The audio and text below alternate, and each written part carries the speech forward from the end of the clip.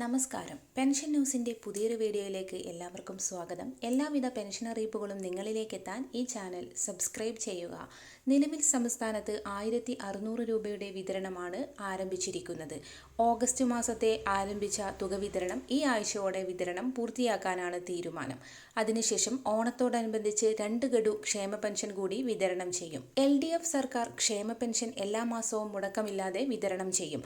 ഓണത്തിന് മുൻപ് പെൻഷൻ വിതരണം പൂർത്തിയാക്കും. സാമ്പത്തിക പ്രയാസങ്ങൾക്കിടയിലും ക്ഷേമ പെൻഷൻകാരെ ചേർത്ത് പിടിച്ചുള്ള നടപടിയാണ് സംസ്ഥാന സർക്കാർ സ്വീകരിക്കുന്നത്.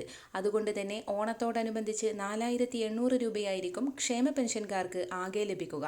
സംസ്ഥാനത്തെ 60 ലക്ഷത്തോളം വരുന്ന ക്ഷേമ പെൻഷൻകാർക്ക് വലിയ ആശ്വാസമാണ് സർക്കാർ നടപടി. അക്കൗണ്ടുകൾ വഴി പെൻഷൻ സ്വീകരിക്കുന്നവർക്കാണ് നിലവിൽ വിതരണം ആരംഭിച്ചിരിക്കുന്നത്. കൈകളിലേക്കുള്ള വിതരണം ഇന്നു മുതൽ കൂടുതൽ സജീവമാകും. ഓഗസ്റ്റ് മാസത്തെ തുക ഇനിയും എത്തിച്ചേരാത്തവർക്ക് ഇന്നു മുതൽ തുക എത്തിച്ചേരും. വരും ദിവസങ്ങളിലെ വാർത്തകൾക്കായി ഈ ചാനൽ സബ്സ്ക്രൈബ് ചെയ്യുക.